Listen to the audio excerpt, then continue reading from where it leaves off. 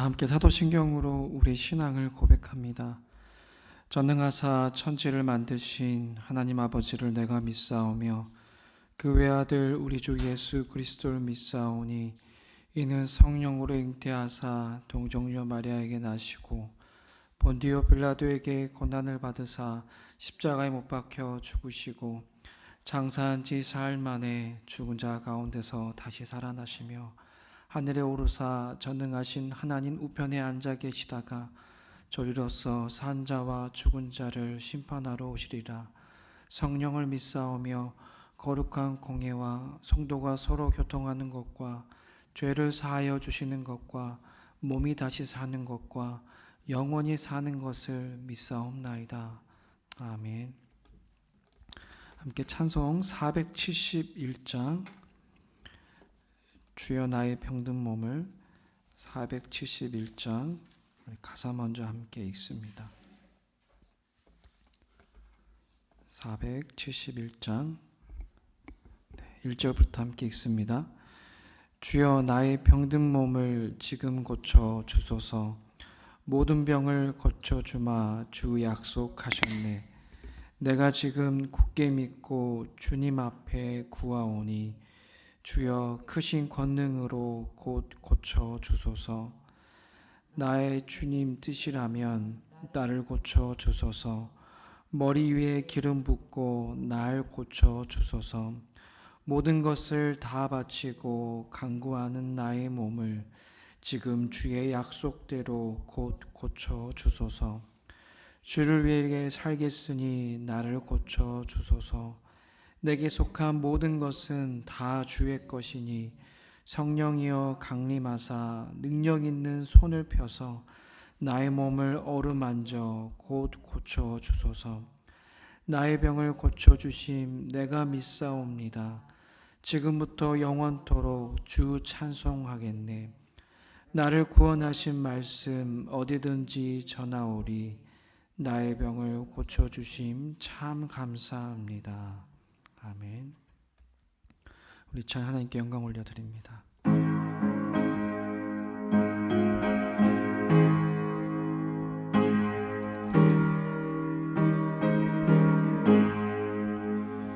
주여 나의 모든 몸을 지금 고쳐 주소서. 모든 병을 고쳐 주마 주 약속하셨네. 내가 지금 굳게 믿고 주님 앞에 구하오니 주여 크신 권능으로 곧 고쳐 주소서. 나의 주님 뜻이라면 나를 고쳐 주소서. 머리 위에 기름 붓고 날 고쳐 주소서. 모든 것을 다 바치고 간구하는 나의 몸을 지금 주의 약속대로 곧 고쳐 주소서. 주를 위해 살겠으니 나를 고쳐 주소서. 내게 속한 모든 것은 다 주의 것이니 성령이여 강림하사 능력 있는 손을 펴서 나의 몸을 어루만져 곧 고쳐 주소서. 나의 병을 고쳐 주심 내가 믿사옵니다. 지금부터 영원토록 주 찬송 하겠네. 나를 구원하신 말씀 어디든지 전하오리. 나의 병을 고쳐주심 참 감사합니다.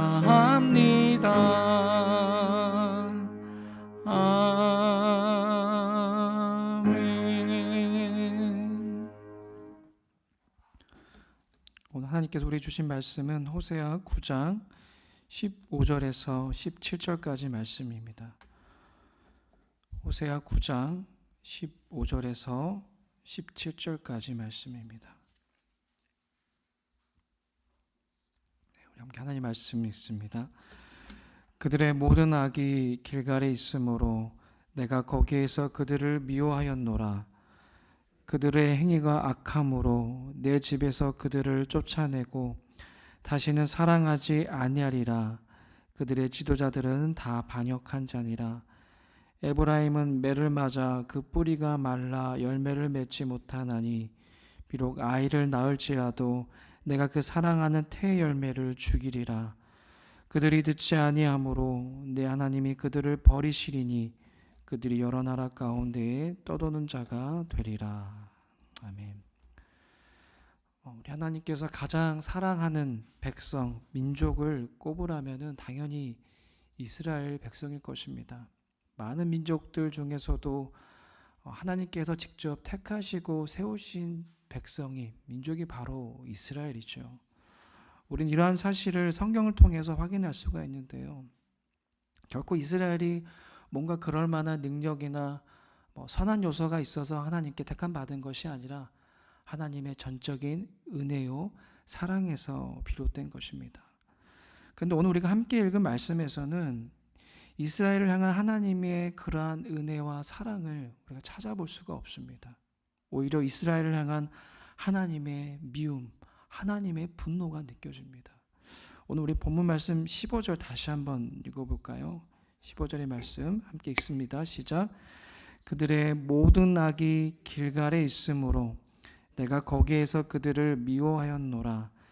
그들의 행위가 악함으로 내 집에서 그들을 쫓아내고 다시는 사랑하지 아니하리라.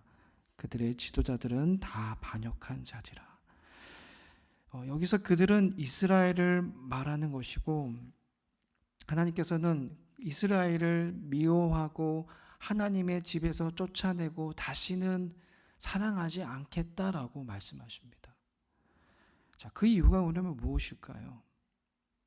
그들의 모든 악이 길갈에 있고 또 그들의 행위가 악하였기 때문이다라고 말하고 있습니다. 여러분, 하나님께 미움받는다면은 그 삶은 어떤 삶이겠습니까? 끔찍한 삶이겠죠. 세상에서 아무리 인정받고 사랑을 받는다 할지라도 하나님께 미움받고 하나님의 사랑을 받지 않는 그러한 삶이라면은 너무나도 끔찍하고 그러한 삶은 무의미한 뿐입니다. 그런데 오늘 이스라엘이 그렇게 하나님의 사랑과 은혜를 누려온 이스라엘이 하나님의 미움과 증오를 받게 될 것이다 라고 말하고 있는데 그 이유가 뭐냐면은 그들의 모든 악이 길갈에 있고 그들의 행위가 악하기 때문이다 라고 말하고 있습니다. 오늘 우리가 주목해야 할 단어는 길갈인데요. 이 길갈은 이스라엘에게 있어서는 참으로 의미가 깊은 장소입니다. 마치 연인과의 관계에서 서로의 사랑을 확인하고 다짐하는 장소가 바로 이 길갈입니다. 하나님께서는 당신이 사랑하시는 이스라엘에게 젖과 꿀이 흐르는 이 가나안 땅을 주시겠다라고 말씀하셨습니다. 그런 약속을 하셨습니다. 그 약속은 당장에 이루어지진 않았고 고난과 시련의 세월을 겪어야 했지만 여호수아를 통해 그 약속의 땅인 이 가나안에 입성하게 되었습니다. 이 가나안 땅을 이제 바로 앞에 두고 그 입성을 바로 앞에 두고 이스라엘은 할례 의식을 행하였는데 그 할례 의식을 행한 장소가 바로 길갈이었습니다. 여러분, 할례가 어떤 의미이죠? 할례는 어떤 의미를 행하는 것입니까? 하나님께 다짐하고 결단하는 것이죠.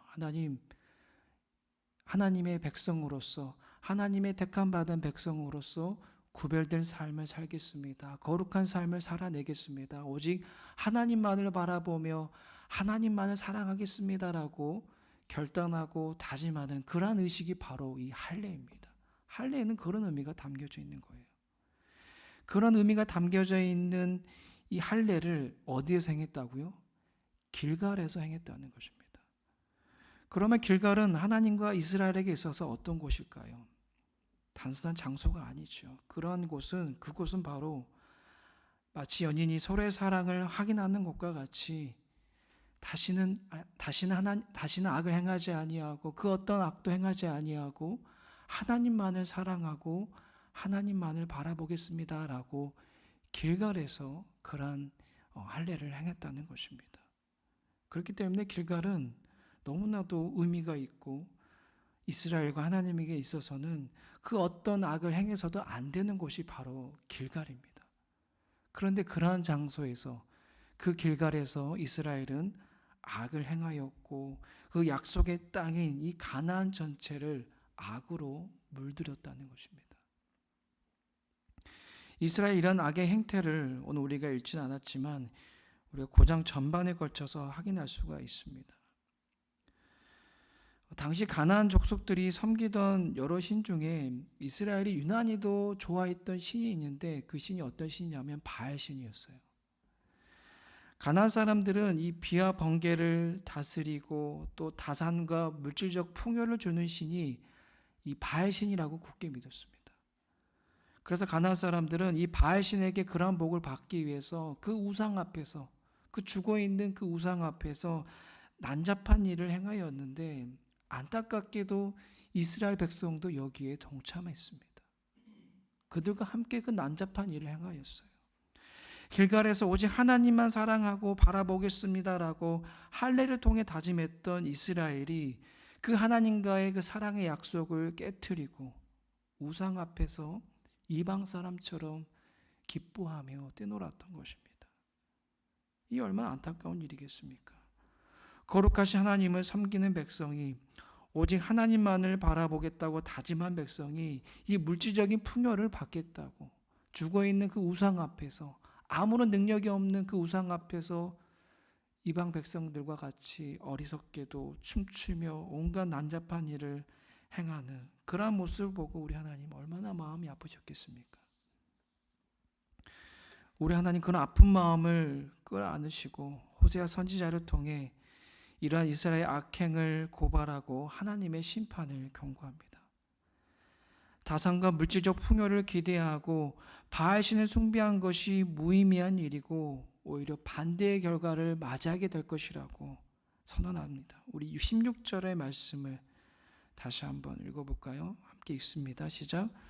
에브라함은 매를 맞아 그 뿌리가 말라 열매를 맺지 못하나니 비록 아이를 낳을지라도 내가 그 사랑하는 태 열매를 죽이리라. 바알신에게 많은 열매를 맺게 해달라고 빌어도 그 뿌리가 말라 열매를 맺지 못할 것이라고 말씀하십니다.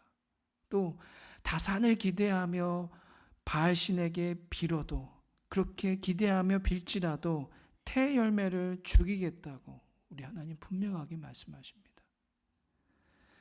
사실 이러한 우상 숭배를 향한 하나님의 엄중한 심판의 경고는 처음이 아니었습니다. 그것은 이스라엘을 처음부터 택하신 그때부터 계속해서 지속적으로 우상 숭배를 하나님께서는 금하셨고 그 우상 숭배에 대하여서 하나님께서는 경고하셨습니다. 길갈에서도 할례를 통하여 하나님은 이스라엘에게 자신만 바라볼 것을, 자신만을 섬길 것을 말씀하셨습니다. 하나님께서는 계속해서 경고하시고 또 경고하시는데 이스라엘 백성은 어떠합니까? 지겹게도 지속적으로 그 말씀을 듣지 않고 그 말씀을 어겼습니다. 결국 이스라엘을 향한 하나님의 심판이 호세아를 통해 내려지게 됩니다. 우리 17절 마지막 말씀 다시 한번 읽습니다. 시작.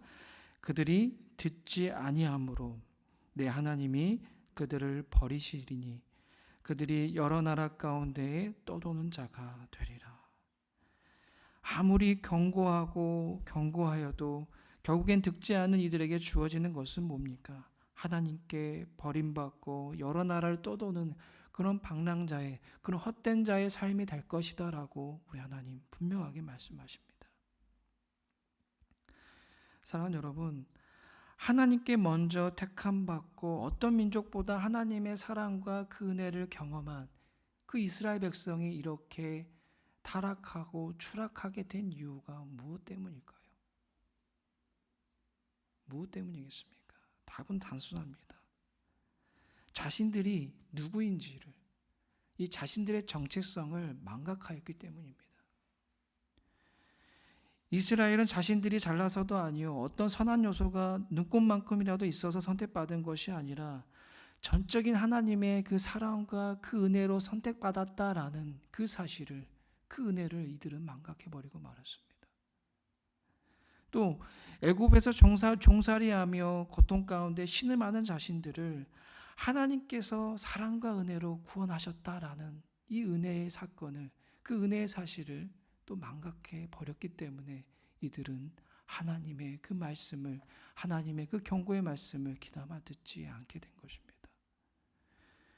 그렇게 이스라엘은 자신들이 하나님의 사랑과 은혜로 선택받고 구원받았다는 사실을 망각하고 잊어버렸기에 하나님의 말씀이 더 이상 들리지 않게 된 것이고 그 사랑과 은혜가 느껴지지 않았던 것입니다. 우리도 마찬가지입니다. 우리도 내가 누구인지를, 내가 하나님의 사랑과 은혜를 힘입어서 하나님의 자녀가 되었다라는 그 사실을 우리 또한 망각해 버리게 된다면 이스라엘을 향한 하나님의 심판은 우리에게도 동일하게 적용됩니다. 우리 역시도 정체성을 망각하게 되면 하나님 대신 우상을 숭배하는 악에 빠져들어 하나님께 영원히 버림받는 심판을 받게 된다는 것을 우리는 명심해야 합니다. 그래서 우리는 내가 하나님의 사랑과 은혜를 입은 자녀라는 사실을, 이 나라는 존재의 정체성을 망각하지 않으려면은 지속적으로 하나님의 그 은혜와 그 사랑을 베푸신 그 하나님을 우리는 가까이 해야 됩니다.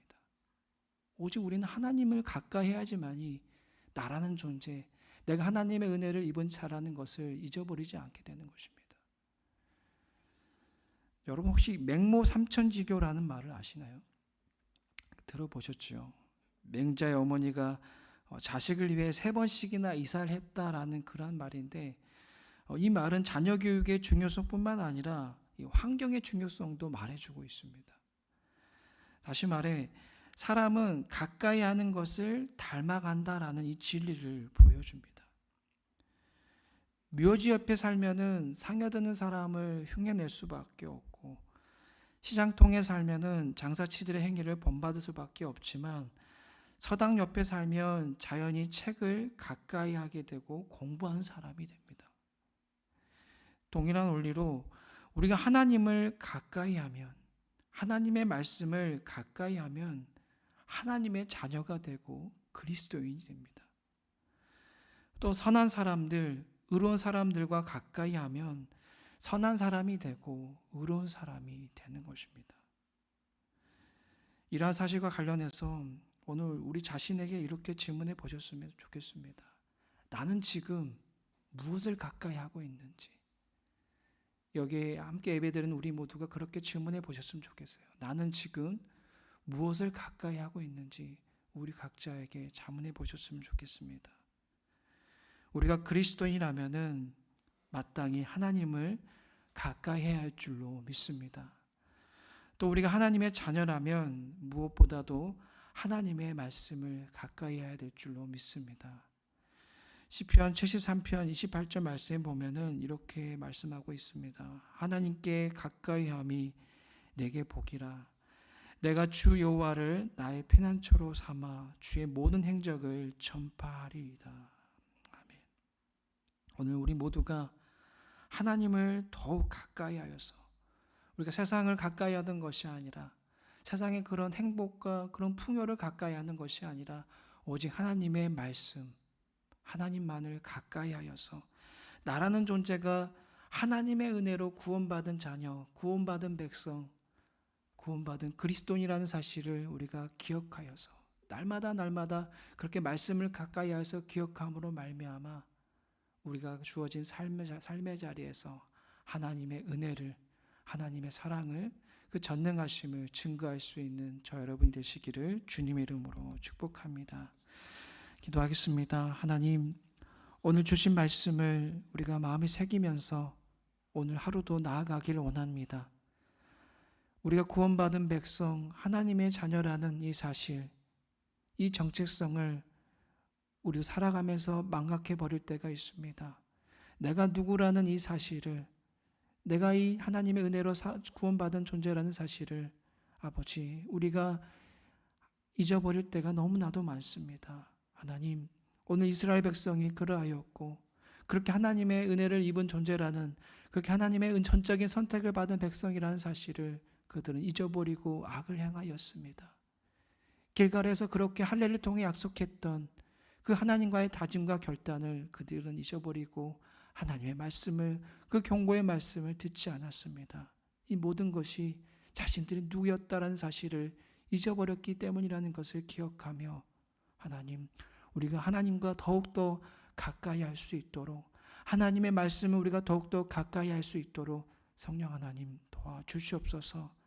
세상에 물들어서 세상과 가까이 하여서 악을 행하는 것이 아니라 세상의 행복이 아닌 하나님을 가까이 하고 하나님의 말씀을 가까이 함으로 말미암아 우리가 하나님의 은혜로 구원받은 자녀라는 사실을 늘 날마다 기억하며 우리의 삶의 자리에서 하나님의 은혜를, 그 사랑을, 전능하신 하나님을 증거할 수 있는 우리 모두가 되게 하여 주옵소서.